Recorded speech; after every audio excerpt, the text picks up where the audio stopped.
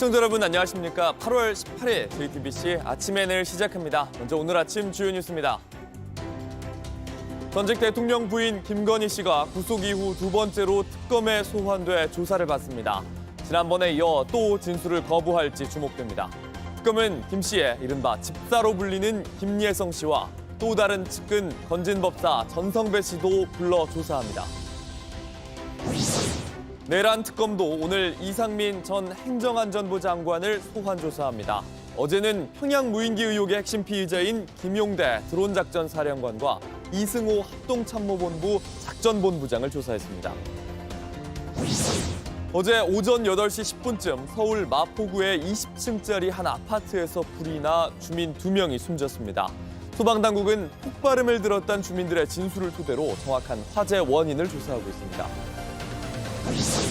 오늘 전국이 대체로 흐린 가운데 무더위가 계속되겠습니다. 낮 최고 기온은 서울이 31도, 전주와 강릉 등은 34도까지 치솟겠습니다. 인천과 경기 북부 등 수도권 일부 지역엔 비가 내리겠습니다.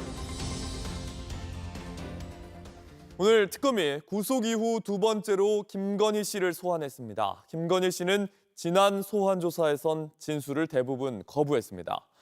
이와 함께 특검은 김 씨 일가의 집사로 불리는 김예성 씨와 건진법사 전성배 씨도 소환했습니다. 김 씨를 둘러싼 모든 의혹을 조사할 예정입니다. 오원석 기자입니다. 김건희 씨와 친분을 이용해 기업으로부터 180억 원이 넘는 투자금을 받았다는 이른바 집사 게이트의 중심인물 김예성 씨는 관련 의혹을 부인했습니다. 어떠한 부정이나 불법적인 일에 관여한 바가 없습니다. 이 모든 것을 특검에 출두해서 소상히 떳떳하게 다 밝혀내도록 하겠습니다. 윤석열 대통령 파면 직후 베트남으로 출국했다 여권 만료 직전 귀국하면서 불법 행위는 없었다고 주장한 겁니다.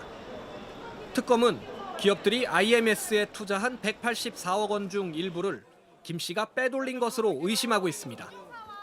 특검은 구속된 김 씨를 상대로 첫 소환 조사에 나섭니다.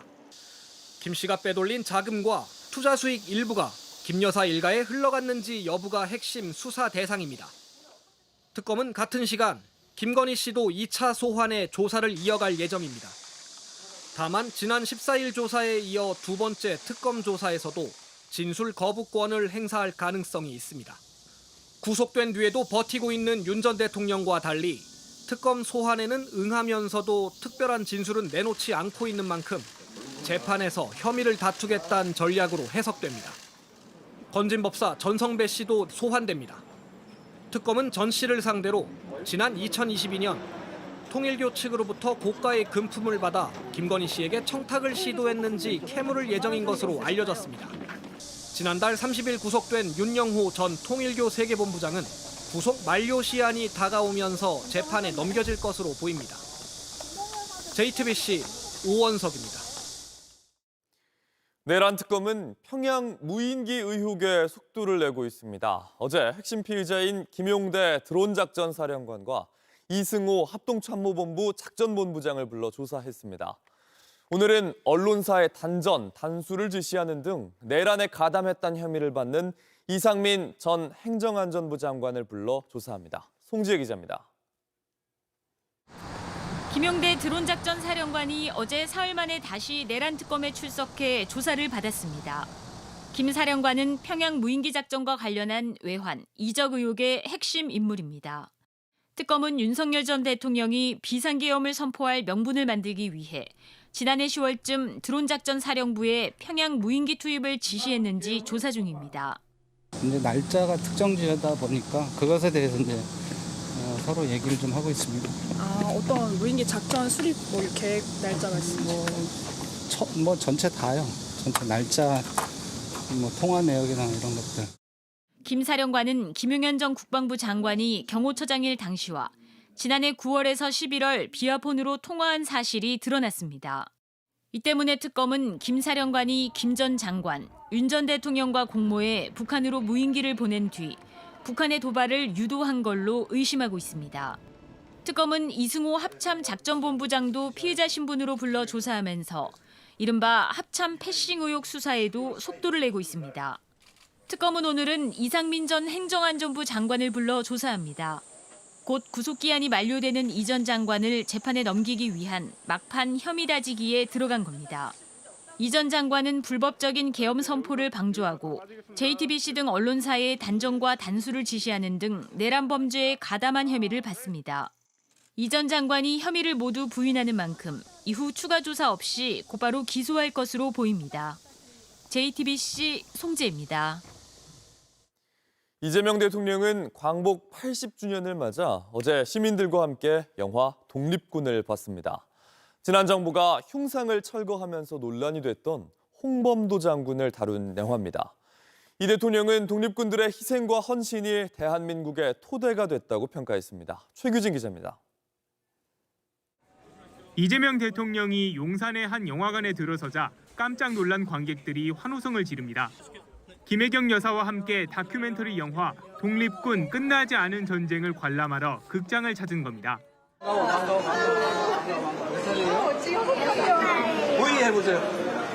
독립군은 홍범도 장군을 비롯한 독립군들의 항일투쟁과 대한민국 국군의 뿌리를 되짚는 내용으로 구성됐습니다.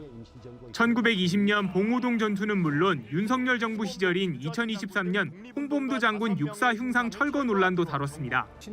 앞서 이 대통령은 광복절 경축사에서 독립운동가들을 모욕하는 행위는 더 이상 용납하지 말아야 한다고 강조했습니다. 홍범도 장군은 보수들은 한 군데 집중해서 운영하는 게 좋다라는 얘기를 했는데요. 이걸 요즘에 군대의 전술적인 준칙에 비춰보면 홍범도 장군이 대단히 성견이 있다고 봅니다. 2021년 홍범도 장군 유해 봉환 당시 국민 대표로 참여했고 영화 내레이션에 참여한 배우 조진웅 씨와 사전 추첨으로 모집한 일반 시민 200여 명도 함께 관람했습니다.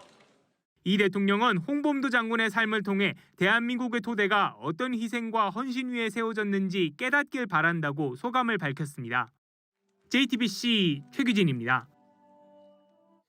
나흘 뒤면 국민의힘이 새 당대표를 뽑습니다. 당대표 후보들은 두 번째 TV 토론에 나섰는데 이번에도 역시 탄핵을 둘러싸고 찬반이 갈렸습니다. 유한열 기자입니다. 무엇을 버려야 국민의힘이 사느냐는 질문에서부터 찬탄과 반탄 후보의 답변은 명확히 갈렸습니다. 보수의 가치를 버리고 국민의힘과 국민을 배신한 윤석열의 강을 건너야 합니다. 밖에 있는 50명의 적보다 안에 있는 1명의 적이 훨씬 더 위험합니다. 찬탄 후보들은 반탄 후보들이 12.3 비상계엄에 동조하는지도 집중 추궁했습니다. 계엄으로 누가 죽거나 다친 사람은 없고 6시간 만에 계엄이 해제되고 결국 아무 일도 벌어지지 않았다. 이렇게 말을 했는데 거기에는 동의하십니까? 북한에 3조 이상의 돈을 갖다 줘서 핵무기를 만들었는데 뒤에서 국민의힘이 가장 잘못한 것이 계엄인데 계엄으로 해서는 한 사람도 살상된다든지 이런 건 없었는데 반대로 반탄 후보들은 김건희 특검의 당사 압수수색을 들어 찬탄 후보들에게 날을 세웠지만 이런 적치 특검에 무도한 특검을 수사를 예상했으면서 왜 특검에 찬성하셨는지 다시 한번 묻겠습니다. 안철수 조경태 후보는 내년 지방선거 등을 감안해 선제적 대응을 해야 한다며 맞섰습니다. 특정 종교가 위선에 의해서 강압적으로 입당하거나 그 지시에 의해서 집단적으로 입당하는 것은요. 어찌 보면은 헌법 유린 행위가 될 수 있습니다. 하지만 지방선거 승리 전략에 대한 김문수 후보의 생각은 달랐습니다. 가급적이면은 반 이재명 대통령에게 반대하는 그런 모든 세력을 모아서 이른바 극우 세력과의 연대 가능성까지 열어둔 건데 김 후보는 김용태 비대위에서 보류시켰던 윤 전 대통령 변호인 김계리 변호사의 입당까지도 검토해보겠다고 했습니다. JTBC 유한울입니다. 미국과 러시아의 정상회담이 노딜로 끝났는데 트럼프 대통령 현지 시간 내일 젤렌스키 우크라이나 대통령 또 유럽 정상들과 함께하는 확대 정상회의를 엽니다. 우크라이나의 영토 조정과 안보 보장 해법 등이 집중 논의될 걸로 보이는데요. 전쟁에 중대한 분수령을 맞을 걸로 보입니다. 워싱턴 정강현 특파원입니다. 이른바 알래스카 노딜 이후에도 트럼프 대통령은 중대한 진전이 있었다고 거듭 주장하고 있습니다. 다만 지켜봐 달라면서도 구체적인 진전 내용은 밝히지 않았는데 핵심 참모는 나토 조약 제5조를 거론했습니다. We didn't think that we were anywhere close to agreeing to Article 5 protection from the United States, in legislative enshrinement within the Russian Federation. 나토 조약 제5조는 회원국 중 한 국가가 공격받으면 다른 회원국에 대한 공격으로 간주해 무력 사용 등 필요한 조치를 취할 수 있다는 집단 방위 조항입니다.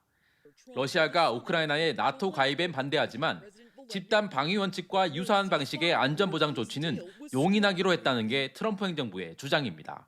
푸틴 러시아 대통령은 또 우크라이나가 돈바스 등 일부 영토를 내놓을 경우 추가로 침공하진 않겠다고도 밝힌 걸로 전해집니다. 트럼프는 정상회담에서 이런 푸틴의 주장에 사실상 동의하고 우크라이나의 책임을 떠넘기기도 했습니다. 트럼프 대통령은 이른바 알래스카 노딜 직후 우크라이나가 일방적으로 양보해야 한다는 취지로 압박 강도를 높였습니다. But I think they can be reached. Now it's really up to President Zelensky to get it done. 이런 가운데 현지 시간 18일 백악관에선 젤렌스키 우크라이나 대통령과 유럽 각국 정상들이 트럼프 대통령과 마주 앉습니다. 우크라이나 영토 조정과 안전보장 문제 등이 집중 논의될 것으로 보입니다. 젤렌스키는 영토 양보는 어렵다는 입장이 확고합니다. Constitution of Ukraine makes it impossible to give up territory or trade land. 다만 트럼프, 푸틴과 함께하는 3자 회담을 통해 해법을 논의할 수 있다는 입장이어서 추후 3자 회담 개최 여부가 결정적 변수가 될 거란 관측이 나옵니다. 워싱턴에서 JTBC 정강현입니다. 온라인에서 화제가 된 뉴스, 화제가 될 뉴스를 골라 전해드립니다. 아침엔 소셜픽입니다. 광복 80주년을 맞아 국토교통부가 올린 영상에 온라인에서 논란이 되고 있습니다. 도쿄역의 모습을 영상에 사용했다는 문제가 제기된 겁니다. 광복 80년의 뜻을 실어 내일로 달립니다. 국토교통부가 올린 영상 속의 한 장면입니다. 온라인에선 이 장면 속의 장소가 한국이 아닌 일본, 구체적으로 도쿄역이라면서 광복을 기념한 영상과는 어울리지 않는다고 지적했습니다. 화면을 확대해보면요, 차량이 좌측 통행으로 이동하는 점도 한국으로 보기는 어렵다, 이렇게 꼬집고 있습니다. 이건 동영상 자료를 판매하는 사이트의 영상인데요. 오른쪽의 모습입니다. 이게 비슷한 영상으로 보입니다. 판매하는 영상은 도쿄의 기차를 밤에 촬영한 타임랩스, 6개의 일반 철로와 2개의 신칸센 철로, 이렇게 설명을 하고 있습니다. 국토교통부는 영상이 논란이 되자 설명 없이 비공개로 전환을 했습니다. 2022년에는 국가철도공단에서 게시한 광복절 관련 카드 뉴스가 논란이 됐는데요. 일제로부터 독립한 날이란 설명과 함께 무궁화 옆에 신칸센 기차 이미지를 쓴 겁니다. 당시 국가철도공단 책임이 있는 기관에서 부적절한 사진을 사용해 불편을 드린 점에 변명의 여지가 없다, 이렇게 사과했습니다. 부정선거 음모론 등을 소셜미디어에 올린 양궁 국가대표 장채환 선수가 사과를 했습니다. 하지만 사과문의 내용도 연이어 논란입니다. 지난 6월쯤 장채환 선수가 자신의 인스타그램에 올린 게시물입니다. 대통령 당선 결과를 공유하면서 사전투표 조작을 언급하고 지역을 비하하는 발언 등을 올렸습니다. 이 게시물들이 논란이 되자 장 선수 또 다른 소셜미디어인 스레드에 1군 국가대표가 아닌 2군이라서 공인이 아니라고 생각했다. 전라도를 비하하는 게 아니라 저의 고향으로 선거철만 되면 욕을 먹는 게 싫었다. 악의가 없었다고 썼습니다. 하지만 윤석열 대통령이 왜 이 시대에 계엄을 내리셨을까? 보수 우파 입장에서 목소리를 내는 게 옳다고 판단했다 등 사과문보단 입장을 밝히는 글에 가까웠습니다. 또 이렇게나 많은 분들이 저를 응원해 주실지 몰랐다. 많은 힘을 얻었다는 글도 추가로 올렸습니다. 지금은 계정을 비공개했고 입장을 밝힌 글은 모두 삭제됐습니다. 장채환은 지난 3월 국가대표 선발전을 치른 뒤 양궁 국가대표가 됐는데요. 장 선수가 소속된 부산 사상구청과 대한양궁협회 홈페이지엔 장 선수에 항의하거나 지지를 밝히는 게시물도 연이어 올라오고 있습니다. 극우 성향의 이스라엘 장관이 감옥에 갇힌 팔레스타인 인사를 찾았습니다. 팔레스타인의 저항의 상징에 조롱을 하는 영상이 비난을 불렀습니다. מי שהתעסק עם עם ישראל, מי שירצח לנו ילדים, מי שירצח לנו נשים, אנחנו נמחק אותו. 이스라엘 장관이 감옥에 수감된 마르완 바르구티와 대화를 나누는 장면입니다. 장관과 대화하는 마르완 바르구티, 팔레스타인의 넬슨 만델라 이렇게 불립니다. 이스라엘인에 대한 테러 혐의로 종신형을 선고받았는데 팔레스타인인에게는 저항의 상징으로 여겨집니다. 가디언은요, 이 영상에 마르완 바르구티가 10년 만의 모습을 드러내는 거라고 전했습니다. دخوله إلى الزنزانة ينذر بخطر شديد. نحن نخشى على حياة مروان، لا نخشى على معنوياته. معنوياته واضحة وظاهرة. 최근 이스라엘의 스모트리치 재무장관, 팔레스타인이란 개념을 땅에 묻어버리겠다. 서한 지구에서 팔레스타인을 지우는 정책을 발표했는데요. 민족 지도자를 조롱하는 영상과 맞물리면서 팔레스타인에선 극우 집단의 어리석은 행동이라며 비난하고 있습니다.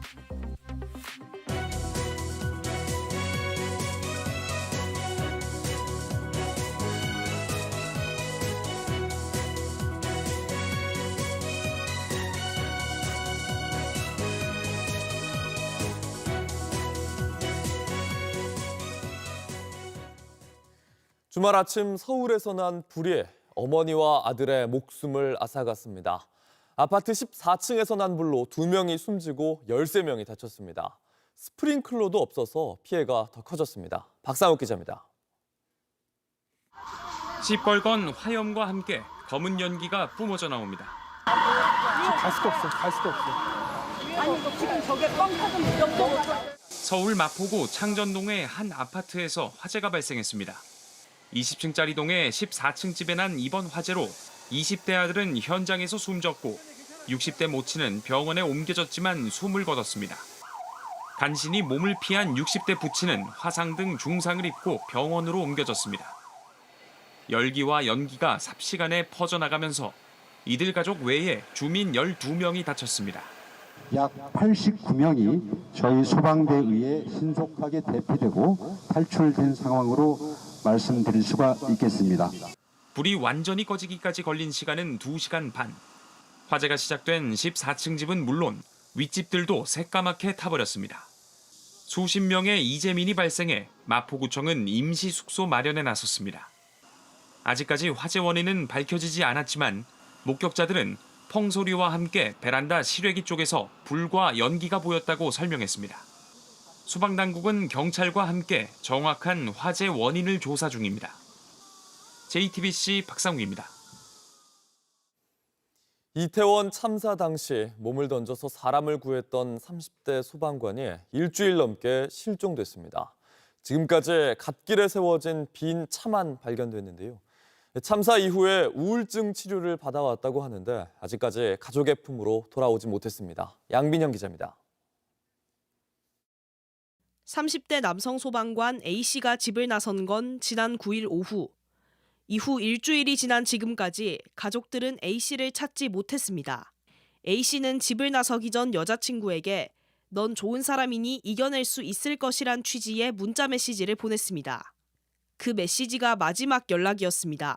경찰은 A씨가 지난 10일 새벽 2시 30분쯤 남인천 요금소를 빠져나와 고속도로 갓길에 차를 세운 사실을 확인했습니다. 하지만 갓길엔 빈 차량만 남겨졌고 A씨의 행방은 묘연해졌습니다. 휴대전화 마지막 신호가 잡힌 곳은 인천 남동구 서창동의 한 아파트 근처였습니다. A씨는 2022년 10월 이태원 참사 현장에 투입돼 선두 지휘를 맡았습니다. 달려가는 와중에도 실감이 안 나서 현장 도착해서 직접 눈으로 보고 나서야 이게 진짜구나 약간 그런 생각이 들 것을 들고 참사 이후 A씨는 우울증을 겪었습니다. 2달 뒤인 12월 병원에서 우울증 진단을 받았고 꾸준히 치료를 이어왔습니다. 인천 논현경찰서는 현재 수색 작업을 벌이는 중입니다. 범죄에 휘말렸을 가능성은 낮은 것으로 보고 있습니다. 실종 당시 A씨는 검은색 모자, 검은색 티셔츠와 긴 바지, 그리고 하얀색 슬리퍼를 착용했습니다. JTBC 양빈현입니다. 미국 프로축구로 이적한 LAFC의 손흥민 선수가 선발 첫 번째 경기부터 팀의 2골에 모두 관여하면서 승리를 이끌었습니다. 지금 손흥민 유니폼은 구할 수조차 없다는데요. 손흥민의 영향력 경기장을 넘어 도시로 퍼지고 있습니다. 로스앤젤레스 홍지은 특파원입니다. LAFC 기념품 매장에 이른 시간부터 발길이 이어집니다. 이들이 향하는 곳은 손흥민 유니폼입니다. 확실히 여기 지금 오픈런을 했는데도 이제 검정색은 지금 다 없어가지고 지금 흰색이라도 구해서 좀 만족스럽습니다. 가장 인기 있는 제품인 손흥민 검은색 홈 유니폼은 모든 사이즈가 품절입니다. I'd like to buy the Soul's Home Kit. Okay. In large. Okay. Is that available? We don't have it available right now. Hopefully, like in a week or two, we should have more available. We're just waiting for them to come in. 아쉬운 마음에 팬들은 선수가 지정되지 않은 유니폼에 추가 비용을 내서라도 손흥민을 새깁니다. 하지만 이마저도 거의 동난 상태입니다. 손흥민의 새 무대가 된 이곳 LAFC BMO 스타디움은 이제는 하나의 여행 명소가 됐습니다. It's quite funny if he joins before we are here, so I can buy his jersey over here instead. Otherwise, I had to buy it online. 이제 귀국한 다음에 여행 겸 이제 그 손흥민 선수 경기도 꼭 봐야 하기 때문에 제가 일정을 잡고 올 겁니다. 한인타운은 손흥민 경기가 열리는 날만을 기다리고 있습니다. 예, 지금 전화 계속 들어오고 있어요. 많이 늘어날 것 같아요. 우리 좀 꽉 차면 좋겠죠. 실제로 오타니가 LA 다저스에 입단한 뒤 시내 일본인 거리인 리틀 도쿄는 매출이 40% 가까이 늘고 일부 업소는 방문객이 2배로 뛰었습니다. 손흥민도 한인타운과 LA에 새로운 활기를 불어넣어 줄지 주목됩니다. 로스앤젤레스에서 JTBC 홍지은입니다. 날씨입니다. 오늘 전국이 대체로 흐리지만 무더위가 계속되겠습니다. 전국 대부분 지역에 폭염특보가 발효된 가운데 체감온도가 33도를 웃돌겠습니다. 낮 최고 기온은 서울이 31도, 강릉과 포항이 34도, 광주와 대전은 33도까지 오르겠습니다. 인천과 경기 북부 등 수도권 일부 지역엔 10에서 60mm 안팎의 비가 내리는 곳이 있겠습니다. JTBC 아침 N을 마칩니다. 내일도 7시 반에 아침을 열겠습니다. 시청해주셔서 감사합니다.